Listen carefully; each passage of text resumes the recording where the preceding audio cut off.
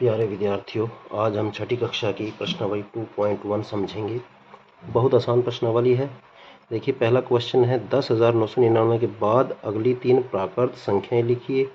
10,001 से ठीक पहले आने वाली तीन पूर्ण संख्याएं लिखिए।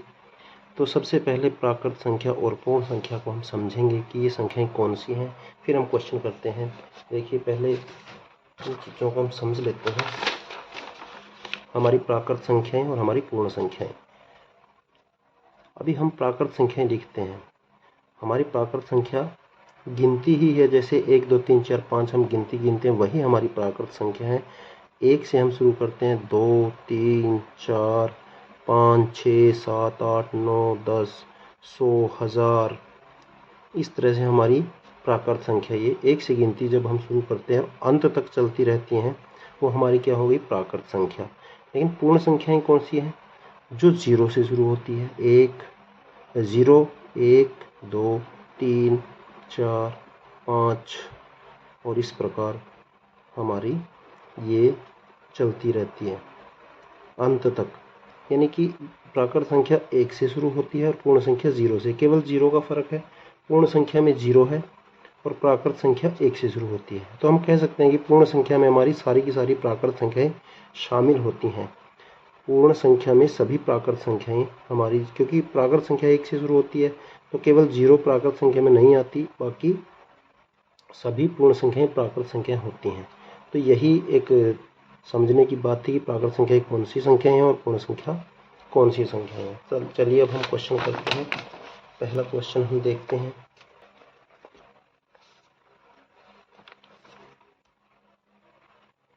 देखिए, 10,999 के बाद अगली तीन प्राकृत संख्याएं लिखिए। चलिए पहला क्वेश्चन हम देखते हैं। 10,999 के बाद अगली तीन प्राकृत संख्या। चलिए अगली लिखनी है तो बस पहली संख्या लिखेंगे, पहली प्राकृत संख्या। क्या करेंगे, 10,999 में हम प्लस करेंगे 1, तो ये हमारी पहली प्राकृत संख्या आ जाएगी 11,000। एक जोड़ना हम सभी को आता ही होगा, तो ये हमारी। इसी प्रकार से दूसरी प्राकृत संख्या। अब 11,000 में प्लस करेंगे 1 और हमारी 11,001 तीसरी प्राकृत संख्या। 11,001 में प्लस कर देंगे 1 तो हमारी 11,002। ये हमारी तीन प्राकृत संख्याएं, लगातार हमारी तीन प्राकृत संख्याएं आ गई। 10,999 के बाद 11,000, 11,000 के बाद 11,001, 11,000 के बाद 11,001 के बाद 11,002, यानी एक एक जोड़ते हुए चले जाएंगे। इस तरीके से हमारी तीन प्राकृत संख्याएं निकलेंगी। दूसरा क्वेश्चन देखिए, दूसरे क्वेश्चन में क्या बोलता है, 10,001 से ठीक पहले आने वाली तीन पूर्ण संख्याएं। 10,001 से पहले तीन पूर्ण संख्याएं।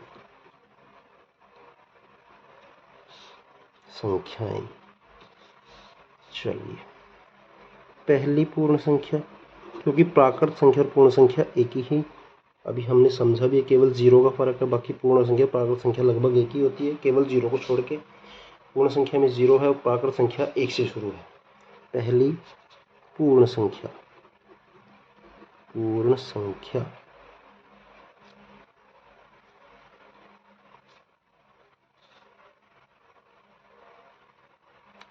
10,001 से पहले तीन, तो जो 10,001 से पहले तीन पूर्ण संख्याएं हैं, वो उनमें से पहली पूर्ण संख्या कौन सी होगी हमारी, 10,000 सॉरी 10,000 एक में से हम एक माइनस कर देंगे और हमारी एक संख्या आ जाएगी 10,000। इसी प्रकार से दूसरी पूर्ण संख्या पहले मतलब इससे पहले वाली देखते हैं। 10,000 इसमें से फिर एक माइनस कर देंगे 9,999 और तीसरी पूर्ण संख्या 9,999 में से फिर एक माइनस करेंगे 9,998, यानी कि 10,000 एक से पहले 10,000, फिर 10,000 एक से पहली उससे पहली 9,999, 9,999 से पहली 9,998। इस प्रकार हमारी ये तीन पूर्ण संख्याएं निकल जाती हैं। अब तीसरा क्वेश्चन देखते हैं। चलिए, सबसे छोटी पूर्ण संख्या कौन सी है? सबसे छोटी पूर्ण संख्या, अभी हमने पूर्ण संख्याएं देखी की थी, ये हमारे पास पूर्ण संख्या है। तो सबसे छोटी पूर्ण संख्या क्या होगी? शून्य होगी, 0 होगी हमारे पास। तो बस सबसे छोटी पूर्ण संख्या और सबसे छोटी प्राकृत संख्या 1 होती है, 0 बस। ठीक है, चौथा क्वेश्चन देखते हैं। चलिए हम चौथे क्वेश्चन को देखेंगे। 32 और 53 के बीच में कितनी पूर्ण संख्याएं हैं? 32 और 53 के बीच कितनी पूर्ण संख्याएं, ये क्वेश्चन हमारा। तो हम क्या करेंगे? 53 में से माइनस करेंगे 32, तो हम 53 में से माइनस करेंगे 32, 3 में से 2 गया 1 और 5 में से 3 गया 2, हमारा 21 आया। क्या करना है? जिन संख्याओं के किन्हीं दो संख्याओं के बीच की पूर्ण संख्या पूछी जाती है, तो हम उन दोनों में बड़ी संख्या में से छोटी संख्या माइनस कर देंगे और जो हमारा उत्तर आएगा उसमें से हम एक को माइनस कर देंगे, तो हमारी संख्या आएंगी 20। यानी कितनी संख्याएं आएंगी? संख्याएं आएंगी हमारी 20। 32 और 53 के बीच में हमारी कितनी संख्याएं बनती हैं? 20 आएगी। किस तरीके से करना है? दो संख्याओं के बीच अगर वो पूछ लेता है तो 53 में से माइनस करेंगे 32, यानी बड़ी संख्या में से छोटी संख्या माइनस कर देंगे और उसमें से मैं एक माइनस करके हम पता लगाएंगे कि उसके बीच में कितनी संख्याएं हैं। तो 20 हमारी संख्याएं आ जाएंगी।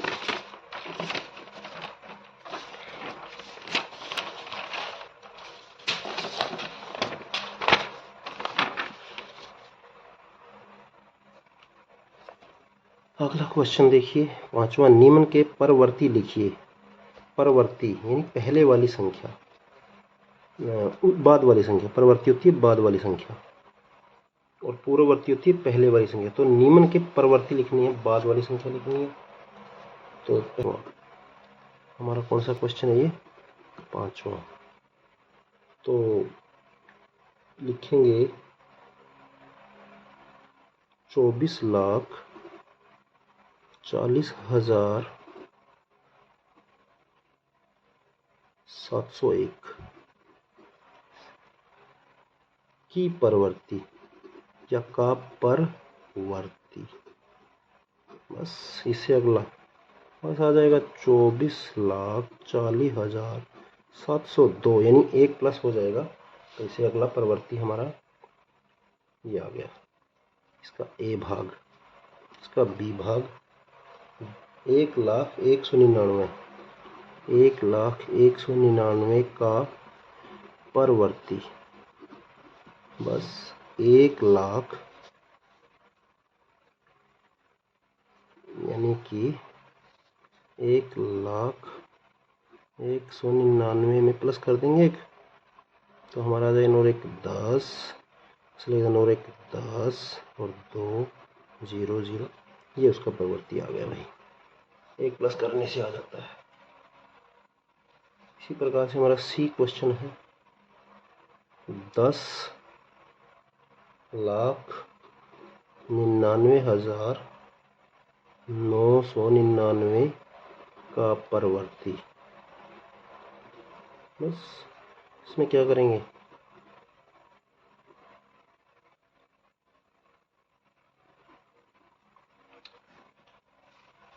प्लस कर देंगे 1, 9 एक 10, 9 एक 10, 9 एक 10, 9 एक 10, 9 और 1 10, और ये आ गया, बड़ी आसानी से निकल गया, एक ही जोड़ना था बस। इसी प्रकार से डी क्वेश्चन,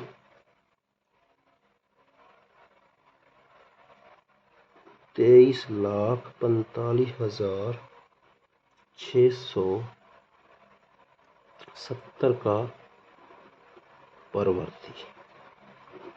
इसमें भी हम एक जोड़ेंगे भाई, बस प्लस 1 कर देंगे, ये हमारा 1 7 6 5 4 3 और 2, ये प्रवृत्ति हो गया भाई। 23,45,670 में एक जोड़ दिया, 1 7 6 5 4 3 2, बस ये हमारा प्रवृत्ति बन गया। ठीक, अब हम करेंगे छठा क्वेश्चन।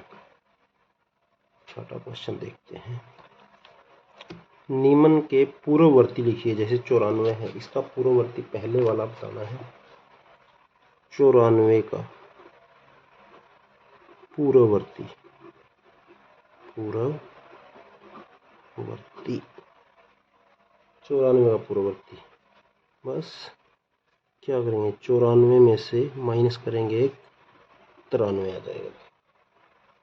बी 10,000 का पूर्ववर्ती, क्या करेंगे, एक माइनस कर देंगे भाई, बस ये हमारा 9,999 पूर्ववर्ती आ गया। सी वाला क्वेश्चन देखते हैं इसका। 2,08,090, 2,08,090 का पूर्ववर्ती,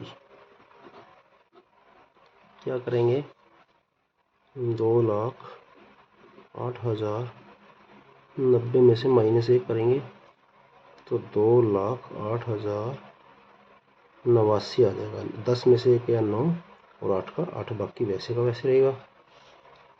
इसी प्रकार से हम डी क्वेश्चन करेंगे इसका। देखिए डी क्वेश्चन हमारा 76,54,321, 76,54,321 का पूर्ववर्ती, पूर्ववर्ती,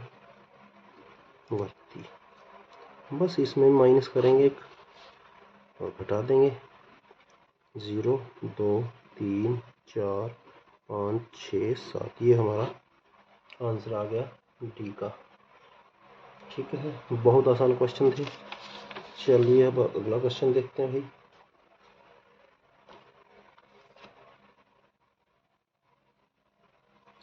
सातवां क्वेश्चन, संख्याओं के निम्नलिखित युग्मों में से प्रत्येक के लिए संख्या रेखा पर कौन सी पूर्ण संख्या अन्य संख्या की बाईं ओर स्थित है, इसके बीच में उपयुक्त चिन्ह बड़े का या छोटे का प्रयोग करते हुए इन्हें लिखिए। कह रहा है कि कौन सी पूर्ण संख्या अन्य संख्या, दो संख्या हमारे को दे रखी है, उसने पूछ रहा है कि भाई कौन सी पूर्ण संख्या अन्य यानी दूसरी संख्या की बाईं ओर स्थित, बाईं का मतलब मेरा जो बायां हाथ है उस तरफ। चलिए देखते हैं इसके क्वेश्चन को।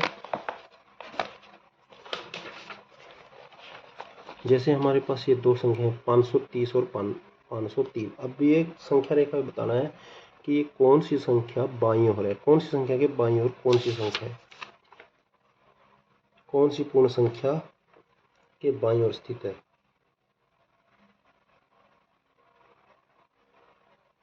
इनमें से कौन सी बाईं ओर है, चलिए ये देखते हैं।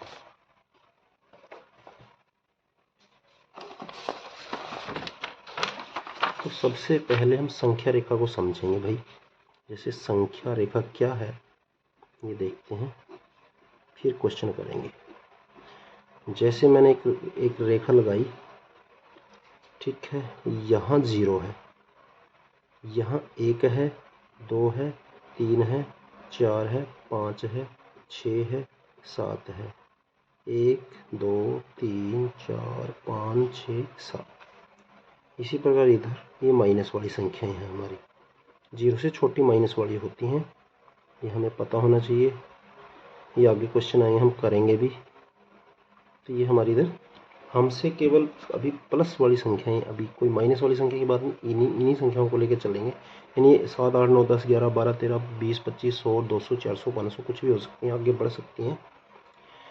तो अगर मैं इसी रेखा से मैं आपसे पूछ लूँ कि भाई 4 और 3 है, ठीक है, तो इनमें से कौन सी संख्या के दाईं ओर है? अभी बाईं ओर कौन सी संख्या, देखो 4 मेरा ये है और 3 मेरा ये है, तो ये मेरी संख्या है, इसके बाईं ओर 3 है, 4 के बाईं ओर क्या है, 3 है, यानी कि छोटी 3 संख्या है और बड़ी 4 है। तो बड़ी संख्या ऐसे और ये 3, 4 बड़ी है, बड़ी की तरफ चिमटा खुलेगा और छोटी की तरफ चिमटा खुलेगा नहीं। ये निशान को इस तरीके से हम लगा सकते हैं। तो अगर संख्या रेखा पे वो पूछता है तो किस तरीके से बताएंगे? तो जैसे 4 और 3 की हमने बात करी थी, 4 और 3 में बाईं ओर कौन सी है, 3 है, यानी छोटी संख्या हमारी बाईं ओर होगी। तो इसी तरीके से हम बस कर लेंगे इस क्वेश्चन को। देखिए पहला क्वेश्चन हमारा, ये जो हमारा है 530 और 503 की बात है। बस इसी तरीके से करेंगे। बड़ी हमारे पास ये है, छोटी हमारे पास ये है, बड़ी ये है और छोटी हमारी ये है।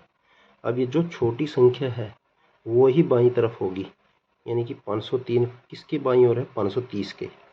तो लिखेंगे 530 के बाईं ओर 503 है। जो छोटी संख्या वो ही हमारी, यानी 530 के बाईं ओर 503 है। ये इस तरीके से लिख देंगे।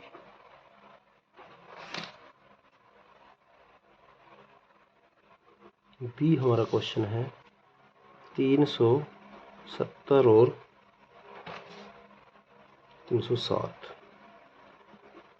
देखिए 370 हमारी बड़ी है और 307 हमारी छोटी है। तो 370 हमारा इधर आएगा, मतलब अगर हम संख्या रेखा बनाएंगे ना तो 370 तो हमारा इधर आएगा और 307 हमारा इधर आएगा। नहीं, ये बड़ी है और इस साइड ही आएगी छोटी संख्या की, छोटी संख्या इधर ही होएगी। तो बस 370 के बाईं और 307 है।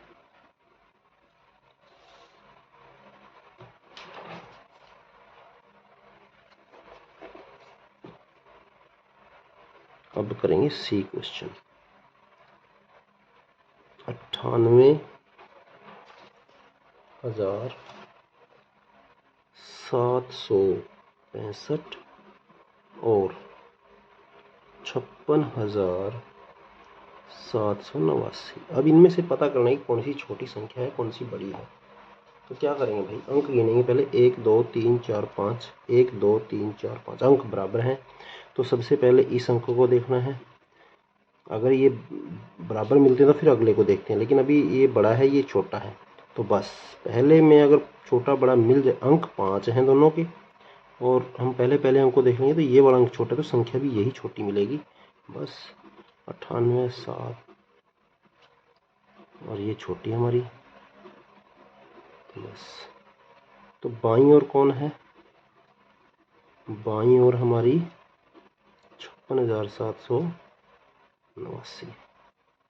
बस ये हमारा क्वेश्चन बड़े आराम से हो गया। चलिए अगला क्वेश्चन देखते हैं इसका, डी देखते हैं।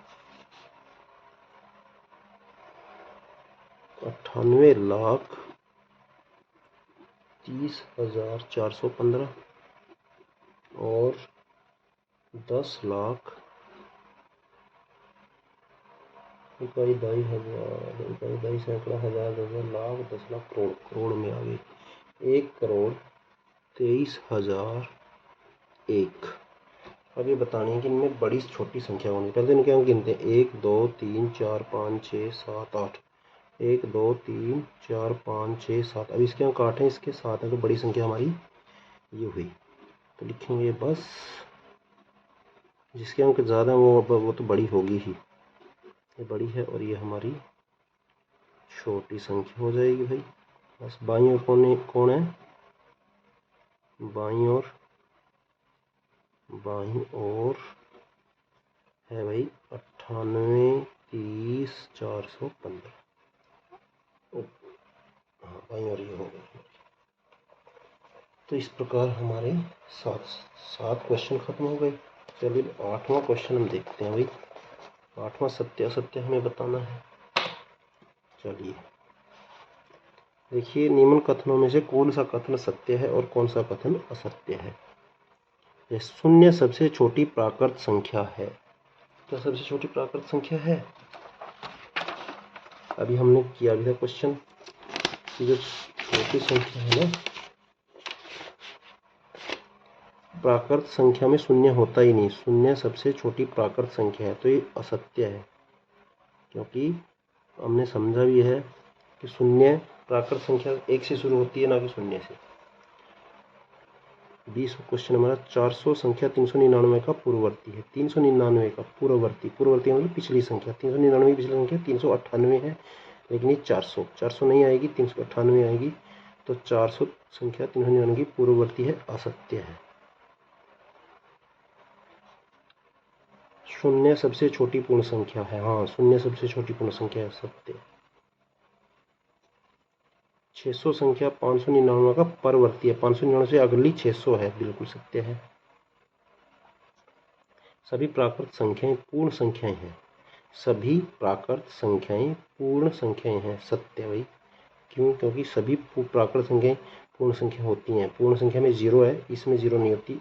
1 2 से शुरू होती है, तो पूर्ण संख्या में भी 1 2 होता है। इसलिए पूर्ण संख्या सभी की सभी प्राकृत संख्याएं होती है। प्राकृत संख्याएं सभी पूर्ण संख्याएं होती हैं। सभी पूर्ण संख्याएं प्राकृत संख्याएं नहीं होती, ये असत्य है। क्यों? क्योंकि सभी पूर्ण संख्या में 0 भी आती है, तो 0 प्राकृत संख्या नहीं होती। इसलिए 2 अंकों की पूर्ण संख्या का पूर्ववर्ती 1 अंक की संख्या कभी नहीं हो सकती है। 2 अंकों की पूर्ण संख्या का पूर्ववर्ती, यानी 2 अंकों की सबसे छोटी संख्या हमारे पास 10 है, और उसका अगर हम पूर्ववर्ती निकालें घटा के, तो 9 आएगा। 1 अंक की संख्या कभी नहीं हो सकती है, तो आ गई 1 अंक की। इसलिए असत्य है। हो सकती है भाई, 1 अंक की हो सकती है। 1 सबसे छोटी पूर्ण संख्या नहीं, 0 सबसे छोटी पूर्ण संख्या है, असत्य है। क्योंकि मैंने किया था, अभी समझा था। प्राकृत संख्या 1 का कोई पूर्ववर्ती नहीं होता, बिल्कुल सत्य है। क्योंकि 1 से छोटा कोई प्राकृत संख्या होती नहीं। 0 तो पूर्ण संख्या होती है। 1 से प्राकृत संख्या शुरू होती है, उसका पहले वाला पूर्ववर्ती होता ही नहीं। 1 से पहले 0 होती नहीं प्राकृत संख्याओं में, इसलिए इसका कोई भी पूर्ववर्ती नहीं होगा। पूर्ण संख्या 1 का कोई पूर्ववर्ती नहीं होता। 1 का पूर्ववर्ती 0 होता है भाई पूर्ण संख्या में। तो ये कहता है कि कोई नहीं होता, तो ये असत्य है। पूर्ण संख्या 13 संख्याओं 11 और 12 के बीच स्थित है, नहीं है 11 और संख्या के 12 बीच में, असत्य। ये तो हमें पता होना चाहिए। पूर्ण संख्या 0 का कोई पूर्ववर्ती नहीं होता। 0 का कोई पूर्ववर्ती नहीं होता है सत्य। पूर्ण संख्या 0 का कोई पूर्ववर्ती नहीं होता, पूर्ववर्ती होता है, तो ये असत्य, क्योंकि -1 इसका पूर्ववर्ती होगा, नहीं होता भाई। पूर्ण संख्या 0 का कोई पूर्ववर्ती नहीं, सत्य है ये। 2 अंकों की संख्या का प्रवर्ती सदैव 2 अंकों का ही एक संख्या होती है। 2 अंकों की, अभी 2 अंकों की संख्या का प्रवर्ती मान लिया 10 है, 10 की अगली संख्या 11 होगी। और अगर कोई भी 2 अंकों की संख्या लेते हैं, 12 है, उसकी अगली 13 होगी। तो सही बात है, 2 अंकों की संख्या का प्रवर्ती सदैव 2 अंकों की ही संख्या होती है। चलिए, ये हमारी 8 क्वेश्चन हो गए। आशा करूँ आप सभी को ये प्रश्नावली अच्छी तरीके से समझ में आई होगी। और बच्चों से अनुरोध है, चैनल को सब्सक्राइब करें और लाइक करें। धन्यवाद।